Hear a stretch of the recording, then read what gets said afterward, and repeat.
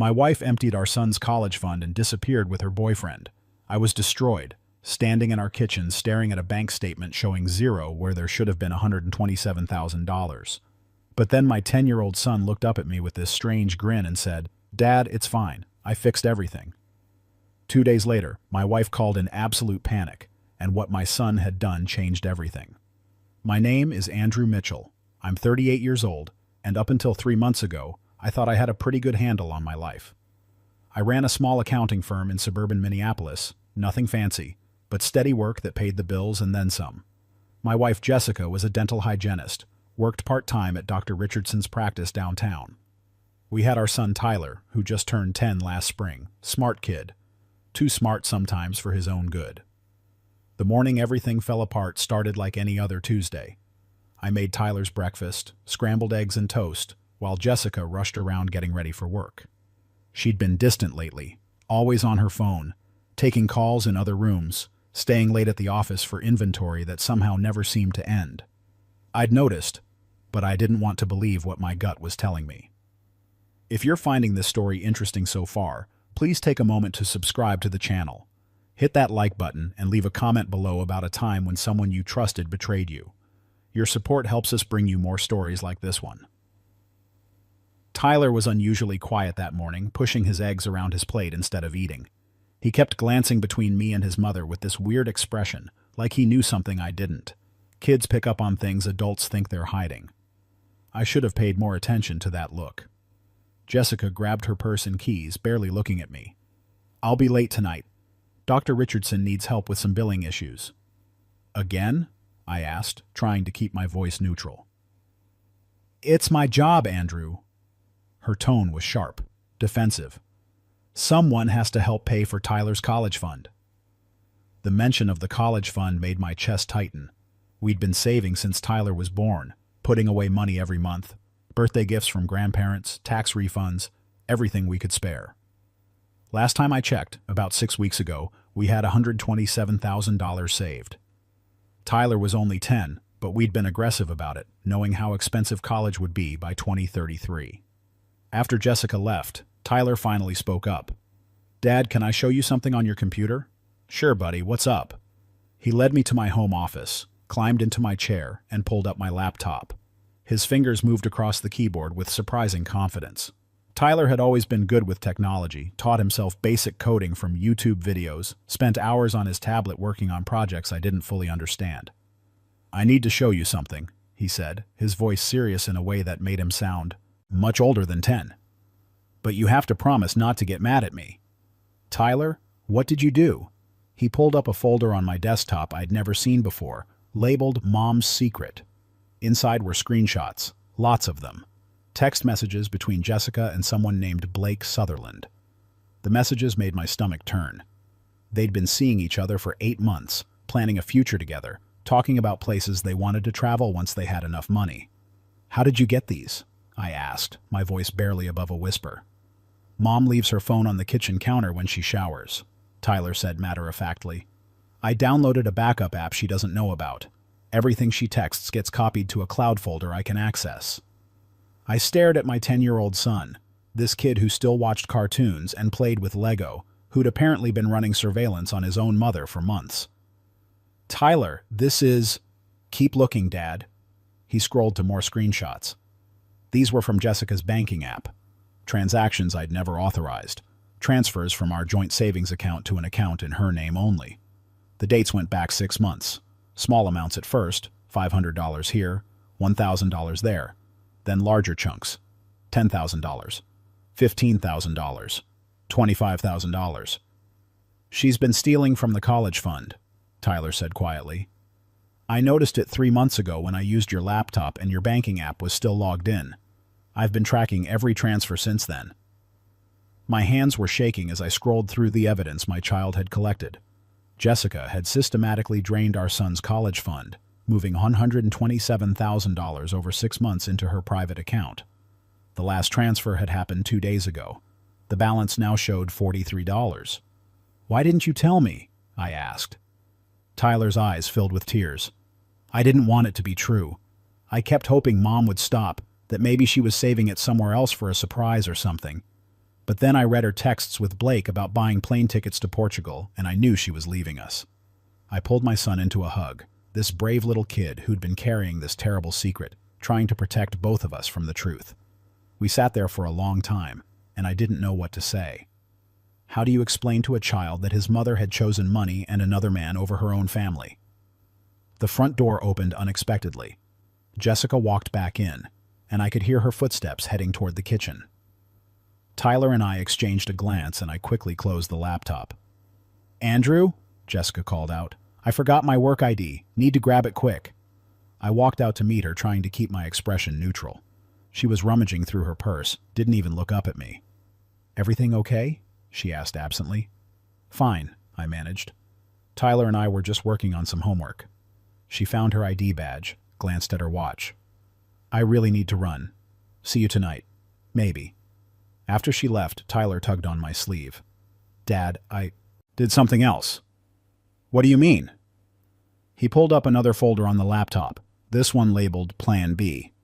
Inside were more files, documents I couldn't immediately identify. "After I figured out what Mom was doing, I started learning about financial fraud," Tyler explained, his voice taking on that too adult quality again. "I watched a bunch of videos about protecting money and digital security, and I found something interesting." He opened a PDF document.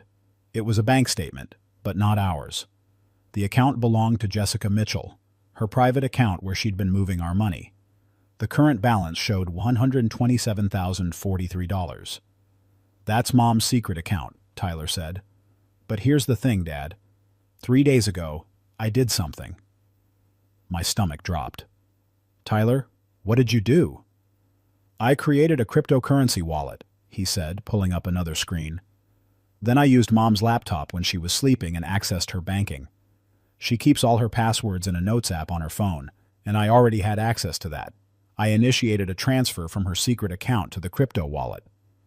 I stared at the screen, not fully understanding what I was seeing. Numbers, codes, transaction records. "You stole the money back?" I asked, not sure whether to be horrified or impressed. "Technically, it was our money," Tyler said. "She stole it first. I just moved it somewhere she can't get it.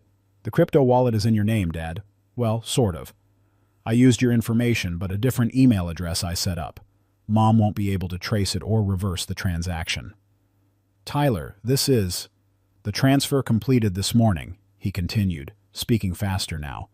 "She probably hasn't checked her account yet, but when she does, she's going to see that $127,000 is gone. All of it. And there's no way to get it back because cryptocurrency transactions are permanent." I sat down heavily in my desk chair. My 10-year-old son had just described committing what sounded like multiple felonies, all to protect our family from his mother's betrayal. "Show me everything," I said finally. "Every screenshot, every transaction, every piece of evidence you collected." For the next 3 hours, Tyler walked me through his investigation. He'd been methodical, documenting everything with timestamps and details. The text messages showed Jessica and Blake planning their escape, talking about starting fresh in Portugal where the cost of living was cheaper. They'd discussed selling her car, closing her credit cards, disappearing completely once they had enough money. The financial records showed the systematic theft. Jessica had been careful at first, moving small amounts, probably testing whether I'd notice. When I didn't catch on, she got bolder. The final transfer of $40,000 had happened just 48 hours ago. "There's more," Tyler said, pulling up another folder. "I also found out about Blake." Blake Sutherland was 33, worked as a personal trainer at the gym where Jessica had supposedly been taking evening fitness classes for the past year. He had a criminal record, fraud charges from 5 years ago that resulted in probation. He'd been married twice before, both marriages ending badly with accusations of financial abuse. "Mom has terrible taste in men," Tyler said with the blunt honesty only a child can deliver. That evening, Jessica came home around 9 p.m., later than she'd said. She looked flushed, excited about something. Tyler and I were sitting at the kitchen table, both of us pretending to work on homework. "Hey, you two," she said, her voice artificially bright. "Sorry I'm so late. Dr. Richardson needed extra help with the quarterly reports." No problem, I said, keeping my voice even. How was your day? Busy, exhausting. She poured herself a glass of wine, drank half of it in one swallow. I'm going to head up for a bath. Long day. After she went upstairs, Tyler whispered, Should we tell her? Not yet, I said. Let's see what happens when she checks her account. We didn't have to wait long. Around 11 p.m., I was in bed pretending to read when I heard Jessica's voice from the bathroom. What? What the hell? She burst into the bedroom, her phone clutched in her hand, her face pale. Andrew, something's wrong with my bank account. What kind of wrong? I asked, setting down my book. The money. She stopped herself, realizing what she was about to admit. There's been some kind of error. A major error. What money, Jessica? She stared at me, trapped by her own words. My personal account, the one I use for my own expenses. Someone stole from it. How much? Her jaw tightened. That's not really your concern, is it? It's my private account. Right, I said carefully. Your private account. The one you funded by stealing from our son's college fund. The color drained from her face completely. I don't know what you're talking about. Yes, you do. Tyler found all your transactions, Jessica. Every transfer. Every text message with Blake. Everything. She sat down on the edge of the bed, her hands shaking. Andrew, I can explain. Can you explain why you stole $127,000 from your own child? Can you explain why you've been planning to abandon your family for some deadbeat with a criminal record? Tears started running down her face, but they looked more like panic than remorse. Who has my money? Where did it go? The bank says the transfer is irreversible. I don't know, I lied. Maybe the universe has a sense of justice. This isn't funny, Andrew. That money was... She stopped again. Was what? Was stolen from us in the first place? Jessica stood up, pacing the room. I need that money. Blake and I have plans. We're leaving next week. Everything is already arranged. The casual way she said it, like she was discussing a vacation rather than abandoning her family, made something inside me snap. You're not going anywhere with that money, I said, because it's gone. And I'm filing for divorce first thing tomorrow morning. Tyler deserves better than a mother who would steal from him. You can't keep me from my son, she said, her voice rising. I'm not keeping you from anyone.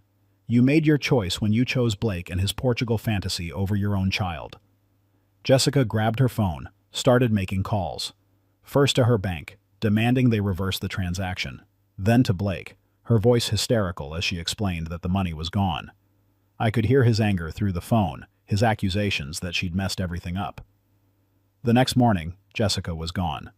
She'd packed a bag during the night and left without saying goodbye to Tyler. Her note on the kitchen counter was brief. I need time to think. Don't try to contact me. Tyler found the note when he came down for breakfast. He read it, crumpled it up, and threw it in the trash.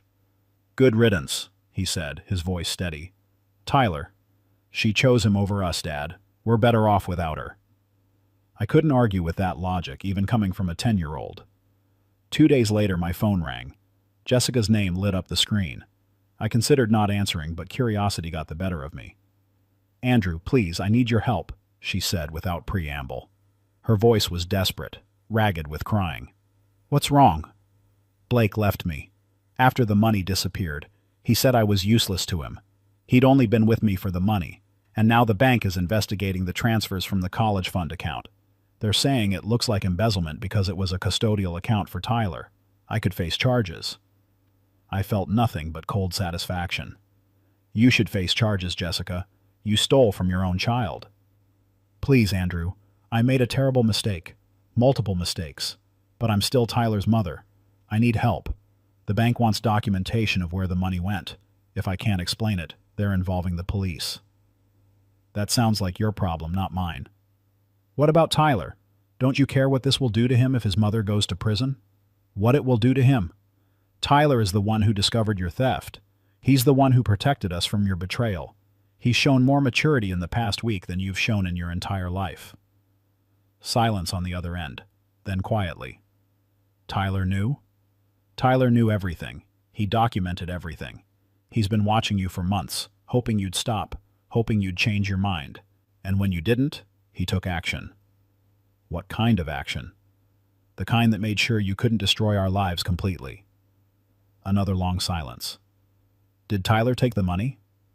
Tyler is 10 years old, Jessica, but he's smart enough to know that sometimes you have to protect yourself from the people who are supposed to protect you. I need to talk to him. I need to explain. There's nothing to explain. You chose another man and money over your family. Tyler understands that perfectly. He doesn't need your explanations or your excuses. Andrew, please. I know I don't deserve it, but I'm begging you. Help me figure out what happened to that money. If I go to prison, Tyler loses his mother. Tyler lost his mother the day you decided Blake Sutherland was more important than your own son. I hung up. The phone rang again immediately, but I didn't answer. It rang 17 more times that day. I blocked the number. That evening, Tyler and I sat down with the laptop again. We need to talk about the money, I said. Are you mad? He asked, his confidence from earlier fading. I should be. What you did was technically illegal, even if the money was ours to begin with. But I'm not mad, Tyler. I'm impressed, and a little scared of how smart you are. He grinned, relieved. So what do we do with it? We're going to do the right thing, I said. We're going to convert that cryptocurrency back to regular money, put it into a proper custodial account that only I can access, and save it for your college, just like it was always meant to be. What about Mom? What if she comes back? Your mother made her choice. Now she has to live with the consequences. Over the next few weeks, things moved fast. I filed for divorce, citing abandonment and financial fraud. My lawyer was a woman named Patricia Hoffman, who'd handled several high-asset divorces and had a reputation for being ruthless when necessary. This is one of the more clear-cut cases I've seen, Patricia said after reviewing Tyler's evidence. Your wife systematically stole from a custodial account, which is a serious crime. She also abandoned the family. You'll get full custody, no question. The only issue is whether you want to press criminal charges. I thought about that. Part of me wanted Jessica to face real consequences for what she'd done. But another part, the part that was still Tyler's father, knew that having his mother in prison would damage him in ways I couldn't predict. Let's hold that option in reserve, I said. If she fights the divorce or tries to go after custody, then we press charges. Otherwise, I just want her out of our lives. Jessica didn't fight. She signed the divorce papers without argument, probably because her lawyer explained exactly how much trouble she was in. The settlement gave me full custody, the house, and all marital assets. Jessica got nothing except the agreement that we wouldn't press charges if she disappeared quietly. She took the deal. Last I heard, she was living in Arizona, working as a receptionist at a chiropractic office, sharing an apartment with 2 roommates. Blake Sutherland was long gone, probably moved on to his next victim. Sometimes karma works exactly the way it should. Tyler adjusted surprisingly well to the new normal. We sold the house, Too Many Memories, and moved to a smaller place closer to his school. I cut back my work hours to be more available for him. We started having dinner together every night, talking about his day, his interests, his worries. One evening, about 2 months after Jessica left, Tyler was working on his laptop at the kitchen table while I cooked dinner. He looked up suddenly and said, "Dad, I need to tell you something." My stomach clenched. "What is it?" "I didn't just move the money to protect it," he said slowly. "I also moved it because I was angry at Mom. Like, really angry. I wanted her to hurt the way she hurt us." I turned off the stove and sat down across from him. "Tyler, that's a completely normal way to feel." "But it wasn't right," he continued. "What Mom did was wrong, but what I did was kind of wrong too. I took something that wasn't mine to take, even if she'd stolen it first. 2 wrongs don't make a right. That's what you always say." "You're right," I agreed. "But you were also protecting your family. Sometimes we have to make hard choices, and not all of them are going to be perfect. What matters is what we learn from them." "I learned that I never want to be like Mom," Tyler said firmly. "I never want to lie to people I love or steal from them or choose money over family." "Then you've learned the most important lesson," I said. "And Tyler, I'm proud of you. Not for what you did with the money, but for how you handled discovering the truth. A lot of kids would have fallen apart. You stayed strong." His eyes got watery. "I was scared, Dad, really scared. I thought if Mom left, you might leave too. That maybe I'd end up in foster care or something." I pulled him into a hug. "I'm never leaving you, buddy. Never." We're a team, you and me. We look out for each other. Forever? He asked, his voice muffled against my shoulder. Forever, I promised. 3 months later, I got an unexpected call from Patricia Hoffman. Andrew, you need to hear this. Jessica filed a petition to modify the custody arrangement. She wants visitation rights. What? She signed away her rights? She signed a temporary agreement. Legally, she can petition for modification after 6 months. Her lawyer is arguing that she's completed anger management therapy and financial counseling. They're saying she's a changed person who deserves a relationship with her son. Absolutely not, I said. She abandoned him, Patricia. She stole from him. I know. And we have all the documentation to prove it. But a judge might still grant supervised visitation. Courts generally favor maintaining parental relationships when possible. I felt sick. After everything Jessica had done, after all the progress Tyler had made, now she wanted to waltz back into his life? What does Tyler want? Patricia asked. That was the question, wasn't it? I'd been so focused on protecting Tyler that I hadn't asked him what he actually wanted. That evening, I sat him down and explained the situation. Tyler listened carefully, his face serious. What do you think? I asked. Do you want to see your mother? He was quiet for a long time. Can I ask you something first? Anything. If I say yes, will you be mad at me? And if I say no, will that make me a bad person? Tyler, neither answer would make you bad or make me mad. This is your choice. Your feelings matter more than anything else. He chewed on his lip, thinking. I don't know if I want to see her. Part of me misses Mom, the way she used to be before Blake. But another part of me remembers how she looked at me the morning she left, like I was just something in her way. I don't know if I can forget that. You don't have to decide right now, I said. We can tell the judge you need more time to think about it. No, Tyler said suddenly. I want to decide now. I want to see her. Once. Just to hear what she has to say. But Dad, I need you to be there. I don't want to be alone with her. Of course. Whatever you need. The supervised visitation was arranged for 2 weeks later at a neutral location, a family counseling center with a therapist present. Jessica arrived early, looking nervous. She'd lost weight, looked tired, older somehow. Tyler and I walked in together, his hand gripping mine tightly. When Jessica saw him, tears immediately filled her eyes. Tyler, honey, you look so grown up, she said, taking a step toward him. He didn't move closer. Hi, Mom. The therapist, a woman named Dr. Sarah Chen, directed us all to sit. The room was designed to be comfortable, soft chairs, warm lighting, but the tension was suffocating. Tyler, Dr. Chen said gently, your mother has asked for this meeting because she wants to talk to you, but this is your time. You can say as much or as little as you want. You can ask questions or just listen, whatever feels right to you. Tyler looked at his mother. Why did you leave? Jessica's composure cracked immediately. I made terrible choices, sweetheart. I got confused about what mattered. I thought I wanted something different, something exciting, but I was wrong. So wrong. You took my college money, Tyler said flatly. You were going to leave the country and never see me again. I know. I know I did those things, and I'll regret them for the rest of my life. I was selfish and cruel, and you deserved so much better. Did you ever love me? The question was asked with such simple honesty that it broke my heart. Of course I love you, Jessica said, reaching toward him. I've always loved you. I just lost my way for a while, but I'm getting help now.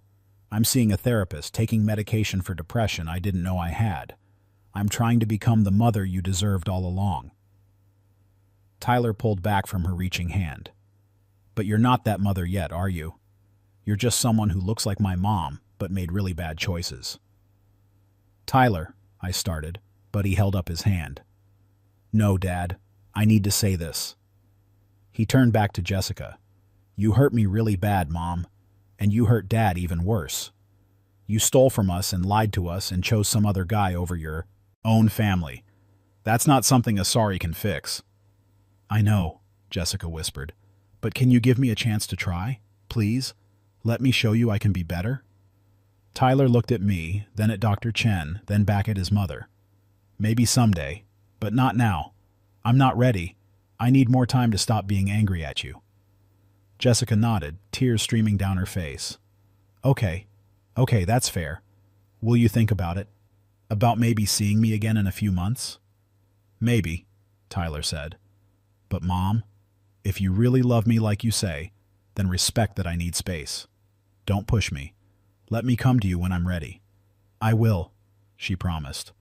I'll wait as long as it takes. After the session, Tyler and I walked to the car in silence.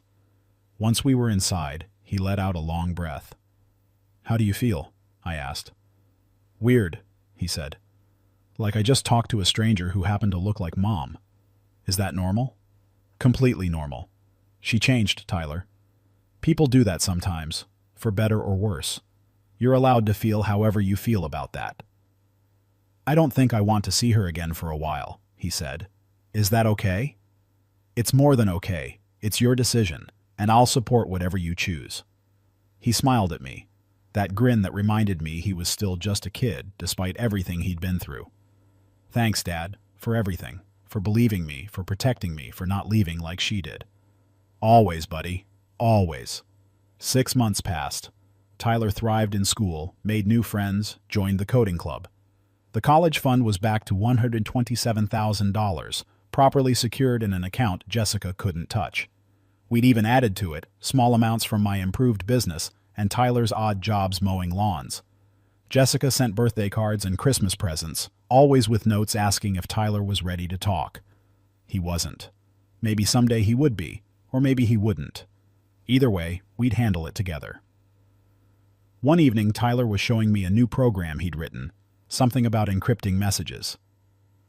As I watched him work, I realized that what Jessica's betrayal had taken from us in trust and innocence, it had given back in strength and resilience. My son had learned at 10 years old that sometimes the people you love most can hurt you worst. But he'd also learned that he could survive that hurt, that he could protect himself and the people who mattered. Those were lessons most people didn't learn until much later in life, if at all. Dad, Tyler said, looking up from his computer, do you think Mom will ever actually change? Like, really change? I don't know, I answered honestly. Some people do, some people don't. But here's what I know for sure. Whether she changes or not isn't your responsibility. You don't have to fix her or forgive her or make her feel better about what she did. You just have to keep being you. Keep growing. Keep becoming the person you want to be. I want to be like you, he said simply. Someone who doesn't run away when things get hard. I pulled him close, grateful for this remarkable kid who'd somehow managed to stay good despite having every reason not to. You're already that person, Tyler. You've always been that person. As for Jessica, I heard through mutual acquaintances that she'd moved back to Minnesota, was working as a dental hygienist again at a different practice. She'd apparently ended things with Blake Sutherland after he'd scammed her out of what little money she had left. Sometimes karma doesn't need any help from us. It knows how to do its job just fine. The college fund sits there, growing slowly but steadily. In 8 years, Tyler will need it. He's already talking about studying computer science, wants to work in cybersecurity. I'm not surprised. He's always been good at protecting people from threats they don't see coming. Sometimes late at night, when I'm reviewing my accounts and making sure everything is secure, I think about that morning when Tyler showed me all his evidence. This 10-year-old kid who'd taken on the responsibility of saving his family when the adults around him had failed. He'd collected evidence with the patience of a detective. He'd moved money with the precision of a professional hacker. He'd protected his father from devastating financial ruin and then had the wisdom to know when to speak up and when to stay silent. Most importantly, he'd learned that sometimes doing the right thing means doing something technically wrong. That protecting your family isn't always about following every rule, it's about having the courage to act when action is necessary. I'm not saying what Tyler did was perfect or legal or even something I'd recommend to other parents dealing with similar situations. But in our specific circumstances, his actions saved us. They gave us back control of our lives when Jessica's betrayal had threatened to destroy everything. And in the end, isn't that what family is supposed to do? Protect each other, even when that protection comes from unexpected places?